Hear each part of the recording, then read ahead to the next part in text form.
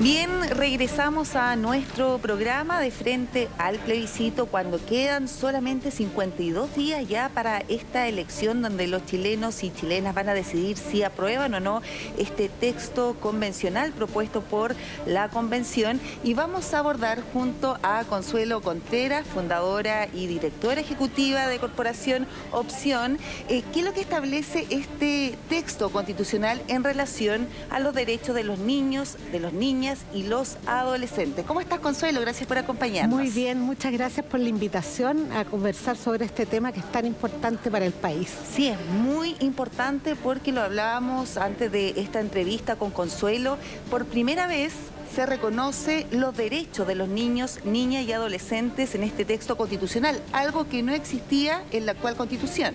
Exactamente, no había ni una sola palabra respecto a niños, niñas, niñas y adolescentes en la actual Constitución, pero además en las leyes y en la cultura, los niños, niñas y adolescentes son considerados, ¿cómo decirlo?, objetos preciosos, objetos valiosos, que son objetos de protección, ¿no? A quienes hay que cuidar, proteger, pero no sujetos de derecho. Es decir, no personas a las que tienen derechos y que esos derechos les son propios y deben ejercerlos de manera autónoma, con apoyo de las familias, de los padres, de las comunidades, pero que son sus derechos propios. Y en lo concreto, Consuelo, ¿qué significa que ahora los niños, niñas y adolescentes sean sujetos de derecho?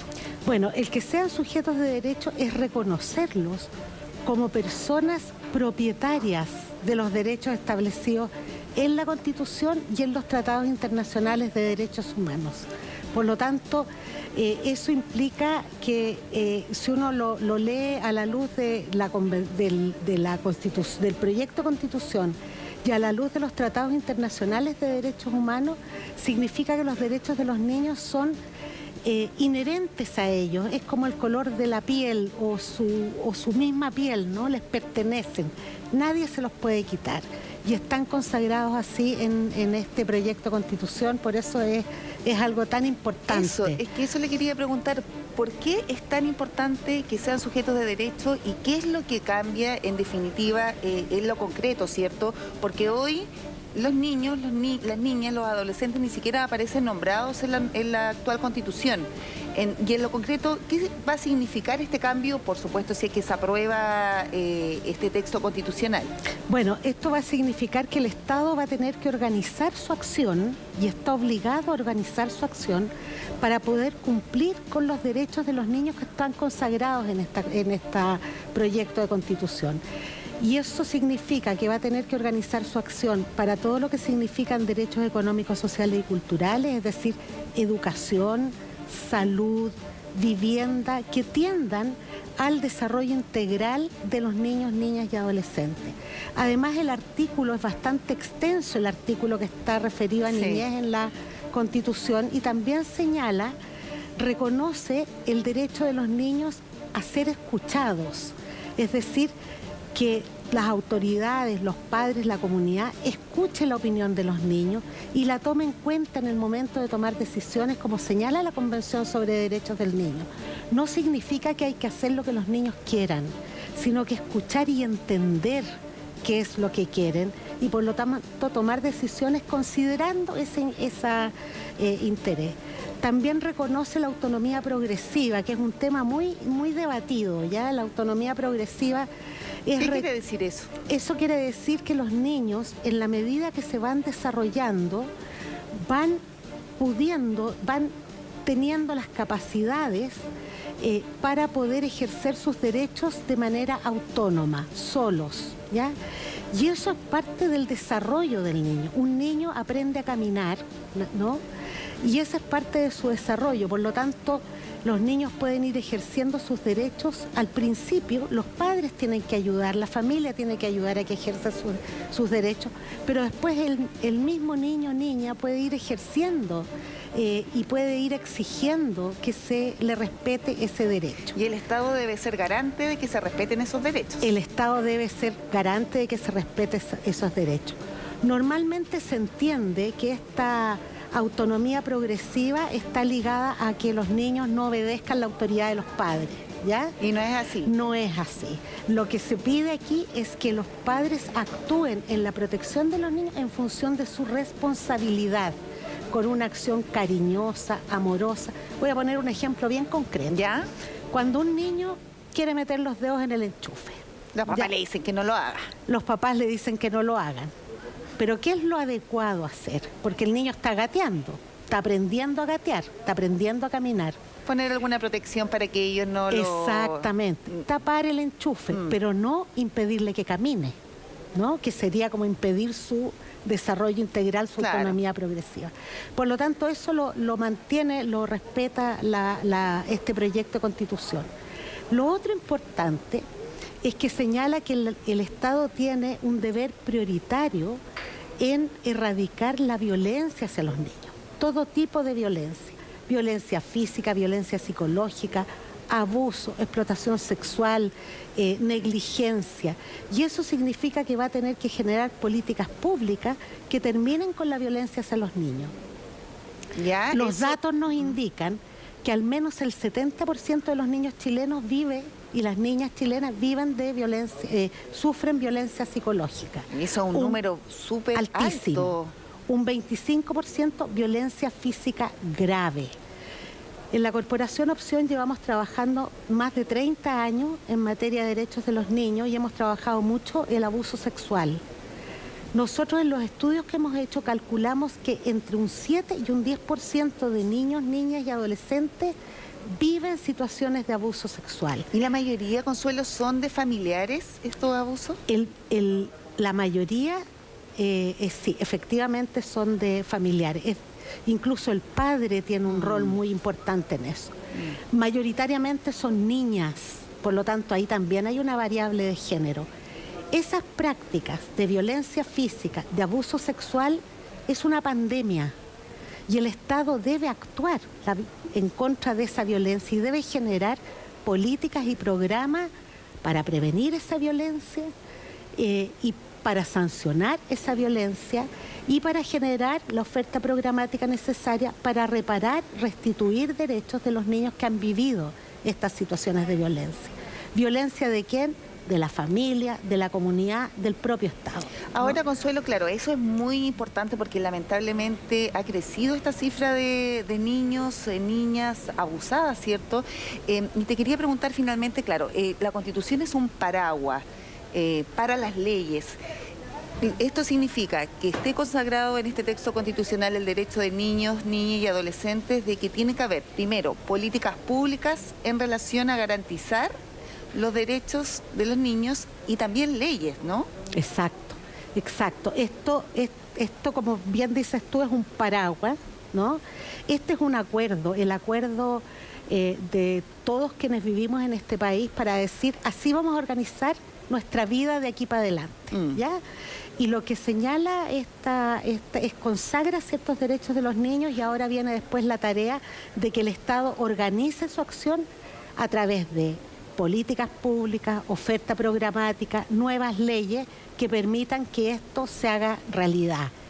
¿Cuándo?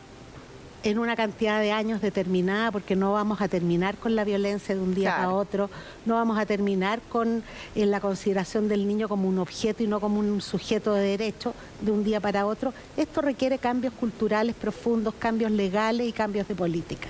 Ahora, Consuelo, hay un hecho bastante polémico, por así decirlo, que fue resaltado por diferentes organizaciones también, que tiene que ver con el derecho a voto que tienen los adolescentes de 16 y 17 años, un voto voluntario. Ellos van a poder votar, si es que así lo deseen, en los diferentes procesos eleccionarios de nuestro país. ¿Qué te parece a ti ese artículo?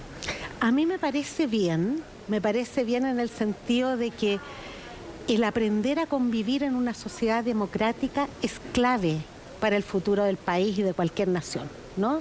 Por lo tanto, el que se consagre el derecho a voto de los adolescentes que han tenido un rol destacado en la política chilena. O sea, hoy día tenemos movilizaciones, tenemos un grupo de estudiantes que los conocimos como estudiantes hoy día en el gobierno. Exacto. ¿No?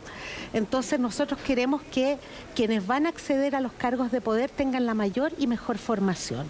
El que los niños, que los adolescentes tengan derecho a voto va a significar que el Estado va a tener que organizar la acción educativa generando programas de educación cívica, cosa que se terminó, ¿ya? Sí. Yo en el colegio aprendí cosas que aprendí a votar, me estudié la Carta de Naciones Unidas. Bueno, había una asignatura que se llamaba Educación Cívica, yo también, también estudié. Exacto, y que hoy día no existe. Vemos que hay altos niveles de abstención y la gente tiene derecho a elegir a sus gobernantes y por lo tanto el voto es un derecho pero también es una obligación ciudadana. ¿Y por qué crees tú que finalmente este artículo generó polémica? Porque no todos se quedaron conformes con respecto a que los adolescentes de 16 o 17 años pudiesen votar.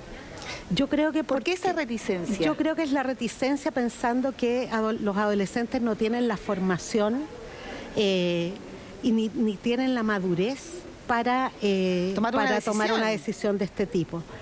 Pero yo creo que lo han demostrado durante los últimos años y lo han demostrado siempre. En realidad, en los adolescentes, una de las características principales de la adolescencia es iniciar el desarrollo del pensamiento político, ¿no? Más crítico, ¿cierto? Más crítico, claro, y cuando la política deje, yo espero que en algún minuto deje de estar tan desvirtuada y se asuma que la política es buena para el país, que la participación política de las personas lleva consigo la legítima vocación de poder, que no es mala, que no es corrupta, que tiene que ver con tener poder para cambiar las cosas, para mejorar las cosas, ¿no? Los adolescentes van a empezar a interesarse por la política y por lo tanto van a ir experimentando de manera tal que cuando les llegue el momento de que asuman cargos de importancia ya van a tener una formación. Vamos a tener una sociedad más democrática, más responsable con la democracia, que tanto nos ha costado construir y recuperar, ¿no? Yo creo que ese es un deber de todas y todos, incluidos los adolescentes. Sí, lo que pasa es que uno analizando, digamos, el momento social de nuestro país, uno ve que hay una desafección de los adolescentes con la política, pero hay otro grupo que tú lo decías claramente, Consuelo, ha sido parte de todos los movimientos sociales que han generado cambios en nuestro país. Recordemos, sin más, la Revolución Pingüina. Exacto. Por ejemplo, que eran estudiantes de 15 años, 14 años y que generaron todo un movimiento. Posteriormente el movimiento estudiantil con las personas que ahora están en cargos de poder. Vemos a la exministra Camila Vallejo, el propio presidente de la República, Gabriel Boric, Giorgio Jackson también, ministro ahora de la SECPRES. Es importante finalmente lo que puedan decir los jóvenes. Es muy importante. También está el movimiento feminista. Cuando uno vio a las adolescentes en la calle, ¿no? Exigiendo sus derechos, exigiendo el fin de la violencia machista, que nosotras somos mujeres y sabemos lo que eso significa, porque todas, aunque sean desde la más privilegiada hasta la persona con menos oportunidad, hasta la mujer con menos oportunidades, ha vivido violencia machista en el transporte público, el acoso, ¿no? Eso ha aumentado lamentablemente, el acoso hacia las mujeres. Exacto. Entonces, yo creo que las adolescentes han jugado un rol muy importante en develar esto, ¿no? En empoderarse, denunciar, sí. ¿no? Yo vi cerca de mi casa alumnas de un colegio particular haciendo el baile de las tesis en la puerta del colegio. Yo jamás me esperé, yo vivo en la comuna de Ñuñoa, es una comuna de clase media, y las chiquillas ahí en la puerta del colegio haciéndolo, apropiándose de esa manifestación en contra de la violencia machista. Es una voz que hay que escuchar.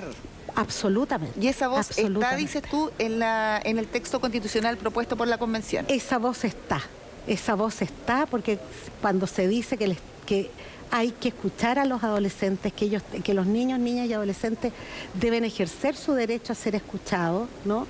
Eso está en el artículo 26 de la Constitución, por lo tanto es muy importante. Ahora tú, en relación a todo el trabajo que se realizó en la Convención Constitucional, ustedes como fundación colaboraron con algunas ideas, entregaron insumos, información, ¿cómo fue ese proceso? Sí, nosotros tuvimos dos procesos. Ya.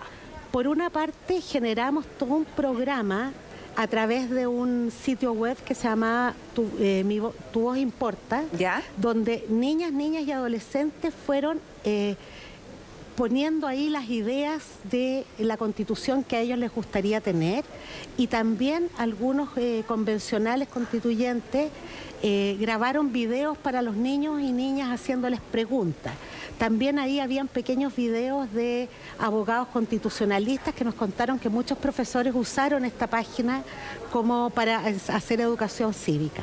Una vez que terminó el proceso de que los chicos y chicas pusieran todas sus ideas, ellos fueron a la convención, un grupo de ellos fue a la Convención Constitucional y expusieron ahí ante los constituyentes sus propuestas. Eso es muy importante. Fueron los primeros niños, niñas y adolescentes que fueron escuchados. Habían niños de todo el país que pusieron sus ideas ahí, fueron escuchados. ¿Cuál era la idea que tenían ellos de esta Constitución?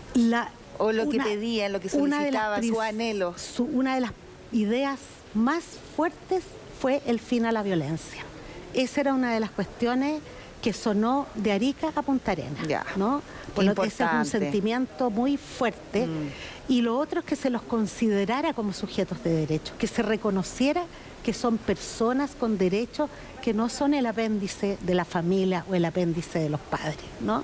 Esas son las cosas que, y por lo tanto rescataban ahí su derecho a participación. Y por otra parte, nosotros hicimos una propuesta de artículo en relación a niños, niñas y adolescentes, que a nosotros nos importaban tres temas. El reconocimiento de los niños como sujetos de derecho. Que eso está en el texto constitucional. Que la Constitución garantizara la existencia de derechos económicos, sociales y culturales, que para nosotros eso es clave para evitar los problemas que hoy día sufren niños, niñas y adolescentes, que también está, y el fin a la violencia, que también está. Por lo tanto, estamos muy contentos. Muy contentos, porque los tres ejes, y ese fue un trabajo, en Opción trabajan aproximadamente 1000 profesionales, trabajadoras sociales, psicólogos, abogados, sociólogos, que hacen atención directa a niños que han sufrido situaciones graves de violencia, y a través de ellos hicimos un trabajo de recoger cuáles eran los elementos que desde el territorio, desde el trabajo en terreno, se consideraba que eran los más importantes para que algún día Opción desaparezca. Ese es nuestro sueño, ¿no? Trabajar para que algún día no seamos necesarios, ¿ya? Y estos tres elementos que se rescataron desde el trabajo territorial están en el artículo. O sea, ustedes quedaron contentos, conformes con el trabajo realizado, también entregaron estos insumos, y estos tres ejes están en el texto constitucional. Están para mi gusto mejorados y reforzados. Ya, y ahora con respecto a la no discriminación, ¿eso también es posible plasmarlo en el texto constitucional? Bueno, el texto constitucional establece la no discriminación efectiva, ¿ya? Por lo tanto, eso es muy importante y está, ¿no? Y para nosotros eso también es muy importante en relación no solo a niñas y niños, sino también a los niñes. Nosotros trabajamos también, llegan a nuestros programas niños y niñas de la diversidad sexual y de las disidencias sexuales, y la verdad es que las experiencias que ellos tienen de violencia son altísimas. Es traumático. ¿No? de discriminación. Y eso se puede dar también en sus propios colegios, en establecimientos educacionales, la familia incluso. Exactamente, en los colegios, en las familias. Recién salió una noticia de El Móvil, esta organización que trabaja con diversidad y disidencias sexuales, respecto de de una violación por parte de un adolescente a un niño transexual, ¿no? Y eso es brutal. Eso no puede ocurrir, no puede ocurrir, ¿no? Es un adolescente, aparte, abusando de otra niño, persona, claro, de un par. De un par. Y eso tiene que ver con lo arraigado que está la cultura machista, ¿no? Entonces, yo he conversado con organizaciones de mujeres lesbianas que me dicen que en este país ocurre la violación correctiva por parte de familiares. Cuando hay una chica, una niña, una adolescente que es lesbiana, es abusada sexualmente por los mismos familiares con el fin de corregirla. Entonces son cuestiones que de una violencia brutal que uno no se imagina que existe y por lo tanto tenemos que poner fin a la discriminación en todo sentido, con las disidencias y diversidades sexuales, con nuestros pueblos indígenas, con los migrantes, tenemos que vivir, tenemos que entender que la diversidad es una de las principales riquezas de nuestro pueblo. Y aprender, es una virtud, no es un error. Exacto, y tenemos que aprender y a vivir y a convivir con esa riqueza que nos hace tener una mirada mucho más amplia. Oye, ¿no? Consuelo, y a modo de balance, ¿se ha avanzado de igual forma en garantizar los derechos a los niños, niñas y adolescentes en el país si uno, por ejemplo, lo compara hace 10 años atrás? Yo creo que sí, que se ha avanzado, pero un avance mucho más lento del que nosotros quisiéramos. De hecho, claro, si uno cuenta incluso los últimos 30 años hay avance. Hay que pensar que en el año 90 existían los hijos legítimos, ilegítimos y naturales, ¿no? Y eso se cambió en los 90, que uno dice a fines del siglo XX es impensable. Han habido avances, pero nos queda muchísimo camino por recorrer. Salud de calidad para los niños y niñas, educación de calidad para niños y niñas sin discriminación, viviendas seguras, barrios seguros, ¿no? El respeto a su dignidad, a su integridad, esos son tremendas deudas que nos quedan todavía por construir. ¿Y eso se podría comenzar a avanzar con más fuerza si es que se aprueba el texto constitucional, crees tú? No me cabe la menor duda porque por lo que he visto de esta Constitución, el eje central donde dicen que el Estado, el objetivo central del Estado es el cumplimiento y la protección de los derechos humanos. Y todo esto que estamos hablando tiene que ver con la protección de los derechos humanos de niños, niñas y adolescentes y de todos quienes habitan este territorio. Por lo tanto, el mandato hacia el Estado que está aquí es mucho más claro que el que está en la Constitución del 80. Ahora, considerando de que está por lo menos ya nombrados los niños, niñas y adolescentes, esto no existía y no existe en la actual Constitución. Exactamente. O sea, eso ya es un gran cambio. Ese es un tremendo avance que nos genera, nos pavimenta el camino para empezar a construir. Perfecto. Bueno, te queremos agradecer, Consuelo, que hayas estado con nosotros hablando de este tema tan fundamental sobre qué es lo que aborda el nuevo texto constitucional en relación a los niños, a las niñas, a los adolescentes, algo que también importa, por supuesto, a muchos padres, y donde, bueno, vamos a quedar ahí, cierto, pendientes de si se aprueba o no el texto. Sabemos que hay un plebiscito, los chilenos y chilenas deben decidir finalmente si es que aprueban o van a rechazar esta propuesta que emanó de la Convención Constitucional. Gracias, Consuelo, por estar con nosotros. Gracias a ustedes. Te queremos dejar invitada a ti y a todos ustedes en el día de hoy, porque todos los jueves va nuestro programa 100 Indecisos, donde se abordan diferentes temáticas de este texto constitucional, y hoy vamos a ver el tema de las pensiones, así que están todos invitados a informarse en nuestro programa 100 Indecisos, por supuesto por las pantallas de Mega, después de la teleserie Amar Profundo, así que no se lo pierdan. Gracias, Consuelo. Gracias. Y nos vemos. Que estén bien. Muy buenas tardes.